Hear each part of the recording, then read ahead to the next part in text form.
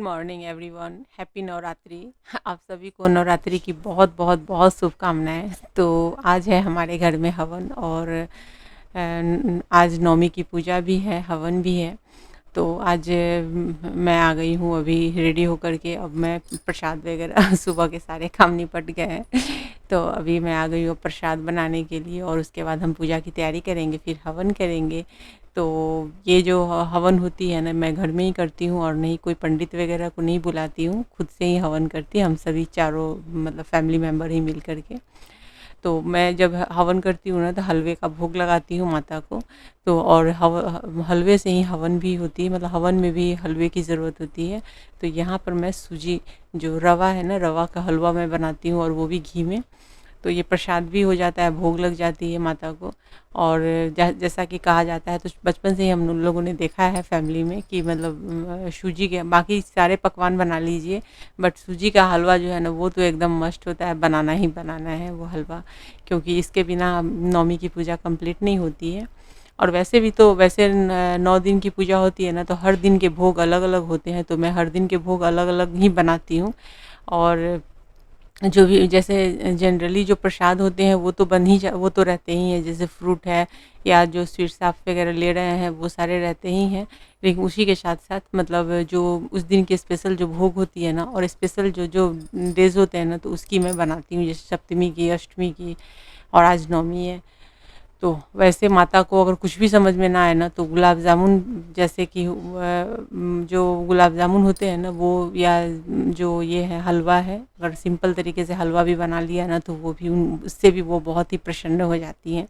तो यहाँ पे मैंने हलवा बनाया, इसमें ढेर सारे मैंने ड्राई फ्रूट डाल दिए, थोड़ी सी इलायची पाउडर, और अच्छे से भून लिया था। तो ये हो गई है और हलवा रेडी हो गई है। अब हलवा बनाने के बाद हलवा को पहले, इसलिए मैं जब पूजा करने के लिए बाकी सारे काम निपटाने के बाद, मैं जब स्नान करके और जब आती हूँ पूजा की तैयारी करने के लिए, तो पहले सबसे पहले हलवा बना करके छोड़ देती हूँ, क्योंकि ये ठंडा होने के बाद ही भोग लग सकती है। गरम कोई भी प्रसाद भोग नहीं लगाया जाता है। तो वही मैं कर रही हूँ। तो यहाँ पर ये हलवा बन कर के तैयार हो गई है, तो इसको अब मैं गैस को ऑफ़ कर दूँगी। और चलिए अब भगवान के बाकी की जो तैयारी है वो की जाए। तो मतलब फूल की थाली हो, भोग की थाली लगाना, दिए सही मतलब करना, उसको घी वगैरह बाती वाती लगाना। और बाकी मैं छत पे जाके सारे फूल वगैरह लेकर के आ जाऊँगी। छत पे भी बहुत सारे ये जो है ना अड़हुल के फूल हैं, जिसको आप गुलर के फूल या हिबिस्कस के फूल बोलते हैं, वो बहुत सारे हैं। और साथ ही अपराजिता वगैरह के फ्लावर है, तो छत पर से भी फूल लेकर आऊँगी। और ये सारे फूल जो है ना, ये मार्केट के फूल हैं, जो मार्केट से मैंने मंगाया है वो है। और बाकी फूल मैं छत पर से लेकर आऊँगी। तो भोग हो गई है तो पहले, और क्या है कि अभी सुबह सुबह सिन्हा जी बैठ के अरुल को पढ़ा रहे हैं। तो अब आप लोग सोच रहे होंगे कि ये त्योहार के दिन भी बच्चों को पढ़ाया जा रहा है। तो ऐसा कुछ भी नहीं है। उसके कुछ पेंडिंग वर्क वगैरह है बच्चों के, तो वो अपना कंप्लीट कर रहा है। शैमू अपनी पढ़ाई कर रही है और सिन्हा जी बैठ के अरुल को देख रहे हैं। क्योंकि जब मेरी पूजा की सारी तैयारी मेरी हो जाएगी और मैं पाठ वगैरह कर लूँगी दुर्गा सप्तशी के, तब वो लोग आएंगे, तब सब साथ में मिल के हवन करेंगे। तो ये सारे काम तो अभी मेरे हैं, तो मैं अपने काम कंप्लीट कर रही हूँ। तो यहाँ पे मैंने यही भोग में किया है, लगाया है। हलवा है, लड्डू है, और बेसन के लड्डू, फल हैं। और यहाँ पर ये जो है ना ड्राई फ्रूट, ये बहुत ज़रूरी होता है। तो मैं लगाती हूँ, मेरी फैमिली में ऐसे ही होता है। इसमें मिश्री, वो छुहारे होते हैं, लौंग, इलायची, काजू, किशमिश, जो भी ड्राई फ्रूट है वो सब उसके साथ में मिश्री वगैरह डाल के, छुहारे डाल करके किया जाता है। और ये जो प्लेट में सजा रही हूँ ना, ये मैं आरती के लिए सजा रही हूँ। तो मैं सारा काम पहले कर लेती हूँ, उसके बाद ही मैं, क्योंकि आज क्या हुआ है ना कि मतलब सुबह से ही है, बच्चे भी अपनी पढ़ाई वगैरह में लगे हुए हैं स्नान वगैरह करके। और तो मैंने सोचा कि चलो सबको सबके काम में लगे रहने, तो मैं अपना काम निपटा लेती हूँ। और वैसे भी पूजा पाठ ये सब मेरे मतलब बहुत ही ज़्यादा इंटरेस्ट का पार्ट है। तो मैं खुद ही ये सब सारी चीज़ें, वैसे मैं अपनी बेटी को भी सब कुछ सिखाती हूँ, इवन बेटे को भी। तो लेकिन आज मैंने उसको छोड़ दिया, क्योंकि आज उसकी भी थोड़ी सी तबीयत मुझे लगा है जैसे थोड़ा सा वो शांत है। तो छोड़ दिया है कि बच्चे हैं, तो हो सकता है कि कुछ हार्मोन्स चेंज होते हैं, तो बच्चे थोड़ा शांत हो जाते हैं, कुछ भी है। तो इसलिए मैंने बेटी को छोड़ दिया है, मैं खुद ही सारी तैयारी कर रही हूँ। यहाँ मैंने एक घी के दिया जो हम लगाते हैं, जो पूरे दिन जलते हैं ना, वो दिया है। बाकी अखंड ज्योत तो जल ही रहती, मतलब वो तो शुरू ही रहती है, वो 9 दिन कंप्लीट जलती है। और यहाँ पर ये जो घी के दिए हैं ये मैं लगाती हूँ, ये है। आरती की प्लेट मैंने सजा ली है, और ये सब करके पहले चलेंगे फटाफट छत पे और वहाँ से ढेर सारे फूल जो भी होंगे वो मैं लेकर के आऊँगी। तो मुझे छत पर जाकर के फूल लेकर के आकर के उसके बाद मैं पूजा स्टार्ट करूँगी। तो चलिए पहले चलते हैं ऊपर और चल के फूल लेकर के आते हैं फटाफट।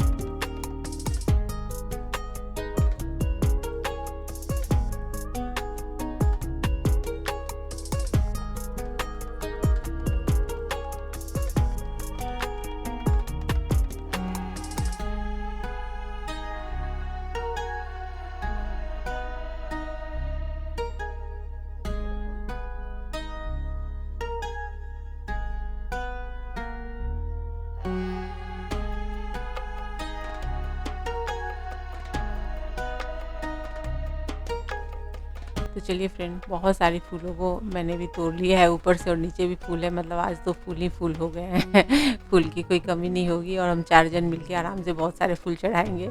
तो मेरे पास ना जो अड़हुल के फूल है ना, तो वो वाइट कलर की, पिंक और रेड मैंने ली है। तो जैसे माता को जब हम सजाते हैं ना, तो कलर के अड़हुल से, गुलाब से और गेंदे के जो झंडू की फूल होती है उससे सजाने पे ना बड़ा अच्छा लगता है। और अपराजिता वाइट कलर की अपराजिता अभी आज निकली है। आज ब्लू नहीं थी, एक ही ब्लू थी, बाकी सारे वाइट ही थे। तो चलिए अभी मैं माता को पहले अच्छे से फूल से पूरा भर देती हूँ, क्योंकि फूल तो हैं ढेर सारे और फूल से पूरे मतलब ऊपर नीचे सारे फ़ोटोज़ को चारों तरफ से मैं भर देती। तो मैं इसी तरीके से पूजा करती हूँ घर में, फ़ोटो की ही, मूर्ति वगैरह की पूजा नहीं करती। और मैं जो जौ वगैरह भी डालती हूँ ना, तो बहुत ही थोड़ा ही डाल पाती हूँ, क्योंकि पिछली बार मैंने ज़्यादा जौ डाल दिया था और मिट्टी भी बड़ी सी थाल में मैंने मिट्टी डाली थी, तो इतना भर के मतलब वो ऐसा हो गया था ना कि बहुत फैल गया था। तो इस बार मैंने थोड़ा सा ही डाला है, बस जौ फूटना ज़रूरी होता है इस पूजा में, तो इसलिए मेरे सारे जौ बहुत अच्छे से फूटे हैं, बहुत प्यारे दिख रहे हैं सब के सब और एकदम बराबर फूटे हैं। तो मैंने कम ही डाला था इसलिए कम निकले हैं, लेकिन काफ़ी अच्छे लग रहे हैं। और जौ की जो मतलब जो ये होता है, जो मान्यता है कि वो हरी होनी चाहिए, सीधी होनी चाहिए, ज़्यादा झुकी हुई नहीं, टेढ़ी नहीं, या फिर ब्लैक नहीं होनी चाहिए, ग्रे नहीं होनी चाहिए, वैसा कुछ भी नहीं हुआ है। सब कुछ बहुत अच्छे से है, मतलब वो एकदम ग्रीन है, जैसा होना चाहिए वैसा जौ फूटा है। उसकी ग्रोथ भी अच्छी हुई है। और हमने मिट्टी जो है ना, वो मतलब एक बहुत ही कम डाली थी, एकदम थोड़ी सी मिट्टी और उसमें थोड़े से ही जौ डाले थे, क्योंकि मैंने पहले ही बता दिया आपको कि मतलब वो बहुत पिछली बार बहुत ज़्यादा हो गए थे, बहुत ही फैल गए थे। आप मेरी पिछली ब्लॉग देखिएगा, पिछले साल के ब्लॉग को, तो उसमें आपको देखने को मिल सकता है उसमें कि कितने फैल गए थे। तो इस बार और अंदर में ना मेरी पूजा का स्थान बहुत छोटे हैं ना, तो इसमें ना बहुत ज़्यादा वो फैल जाए ना, तो बाकी के सामान रखने में बहुत दिक्कत होती है। तो ये हो गई। अभी मैंने घी के दिया लगा दिए, भोग लगा दिया मैंने, और अब मैं तुलसी जी को दिया लगाऊंगी जा कर के। और उसके बाद मैं पहले अपने पाठ करूंगी, तो मैं कर दूंगी कैमरे को ऑफ और पहले अपने सारे पाठ कंप्लीट करूंगी, जो कि मुझे आधे से पौन घंटे लगेंगे। और उसके बाद फिर हम सभी हवन करेंगे। तो आज की जो पूजा होती है ना, हवन और आरती जो होती है ना, तो ये काफ़ी स्पेशल होती है, अलग होती है। और मुझे तो वैसे भी बचपन से ही ना नवरात्रि मुझे बहुत अच्छे लगते हैं, मतलब बहुत पसंद है, क्योंकि इसमें ना पूजा होती है, सुबह सुबह ही धूप बत्ती की जो सुगंध होती है ना, दिया जलती है, और मतलब एकदम से एक अलग सी वाइब आती है घर में, या घर में ही क्या, आप जहाँ भी रहते हो ना, तो आपके घर के आसपास में ही पूरी। और मेरे घर के आसपास में तो ज़्यादा अच्छे मतलब अच्छी वाइब आती है, क्योंकि मेरे घर के पास में एक मंदिर है। तो उस मंदिर में जब सुबह में पंडित जी आते हैं और मंत्र पढ़ते हैं और फिर जब वो आरती गाते हैं ना, तो वैसे ही माहौल एकदम से स्वच्छ हो जाता है और काफ़ी अच्छा लगता है। उसमें हर घर में पूजा होती है ना, तो ये एकदम अच्छा सा माहौल है। और क्या इत्तेफाक है कि मैं शादी से पहले मेरी मतलब जहाँ मेरा मायका है, वहाँ भी पास में ही एक मंदिर था। तो वहाँ पर भी जब भी कोई स्पेशल पूजा होती थी ना, तो हवन आरती और सत्संग और ये अष्टजाम वगैरह चलते रहते थे ना, तो एकदम से सालों भर माहौल बड़ा अच्छा रहता था। और वैसा ही यहाँ पे भी है, तो अच्छा लगता है। तो वैसे ही है घर में, तो घर में भी हमारी तो पूजा पाठ चलती ही रहती है। और अभी हवन की तैयारी हो गई है और सिन्हा जी ही हवन की जो हवन कुंड जो तैयार करना होता है ना, वो सिन्हा जी करते हैं और बहुत अच्छा करते हैं। मेरी हवन जो होती है ना, हवन के बाद जो मतलब उसके अंदर की जो सामग्री होती है ना, बहुत अच्छे से जल जाती है। मतलब बहुत लोगों का मैं हवन देखती हूँ ना कि उनके हवन फैल जाते हैं, जलते नहीं हैं, आधे अधूरे रह जाते हैं। सिन्हा जी हमेशा बहुत अच्छे से, क्योंकि लकड़ी वगैरह भी जो भी परचेज करना होता है ना, वो खुद करके लाते हैं। और बहुत सूखी लकड़ी डालना, फिर उनके लगाने का तरीका थोड़ा अलग है, तो बहुत अच्छे से करते हैं। इवन अखंड ज्योत भी सिन्हा जी ही करते हैं। और मेरी अखंड ज्योत पूरे 9 दिन क्या, मतलब अगर वो 9 दिन क्या 18 दिन भी मैं लगाऊँ ना, तो भी नहीं, मतलब कुछ प्रॉब्लम नहीं आएगी। तो 9 दिन कंटिन्यू जलती रहती है और काफ़ी अच्छे से। उसको भी बत्ती वगैरह ठीक करने का काम सिन्हा जी का रहता है। ऑयल वगैरह मैं जो फिल करना होता है, वो जब भी कम होती है तो मैं कर देती हूँ। तो हवन शुरू हो गई और मेरे बच्चों की आँखों में धुआँ लग रहा है, जबकि जो लकड़ी है ना, वो इतनी सूखी हुई है ना कि ज़्यादा धुआँ नहीं है, फिर भी पता नहीं क्यों धुआँ हो रही है। मुझे लग रहा है कि मैंने जो हवन की सामग्री यूज़ की है ना, तो उसको मुझे धूप दिखा देना चाहिए था। शायद से वो उस थोड़ा-सा उसमें मॉइस्चर है, इस वज़ह से ऐसा हो रहा है। वैसे मैंने उसमें चीनी वग़ैरह, घी और ये सारी चीज़ अच्छे से डाल दी थी, तो ऐसा कोई प्रॉब्लम नहीं आएगा। और वो आपको देखने को भी लग रहा होगा कि काफ़ी अच्छे से हवन हो रही है। तो चलिए, माता रानी जो है वो सबके ऊपर अपनी कृपा बनाए रखेंगी, इसी मतलब उम्मीद से हर कोई पूजा करता है। और सबकी पूजा आज के दिन संपन्न हो जाएगी, हो गई होगी सबकी। तो अब हमारे घर में आरती हो रही है और आरती के बाद मैं अपने इस ब्लॉग को एंड करने वाली हूँ, क्योंकि ब्लॉग बहुत लंबी हो जाती है। और ये मेरी ब्लॉग जो है ना, स्पेशल हवन, आरती और पूजा की थी। तो चूँकि ब्लॉग है तो मैं अपने मतलब मैंने घर में कैसे पूजा की, हवन किया, ये सब चीज़ मैं अपने आप लोगों के साथ में शेयर करती हूँ। तो ये चीज़ें हैं। और माता रानी हम सब पे खूब सारा कृपा बनाए रखेंगी, हम सब पे सालों भर। और फिर नेक्स्ट ईयर जब आएंगी तो फिर मतलब हम जो भी हमारी इस साल की इच्छा पूरी हुई होगी, और नेक्स्ट ईयर फिर हमारी जो इच्छा होगी वो माता को हम लोग बता देंगे तो वो भी पूरी हो जाएगी। वैसे इतनी लालची नहीं बनना चाहिए, मैंने ऐसे ही आप लोगों से ऐसी बातें कर दी है। खैर चलिए फ्रेंड, माता रानी को प्रणाम करते हैं और इस ब्लॉग को मैं यहीं पे करती हूँ। इन नेक्स्ट ब्लॉग में फिर मिलेंगे। वीडियो पसंद आई तो वीडियो को लाइक कीजिए, शेयर कीजिए। चैनल पर पहली बार विजिट करें, चैनल को सब्सक्राइब करके बेल के आइकन को क्लिक करना बिल्कुल मत भूलिए।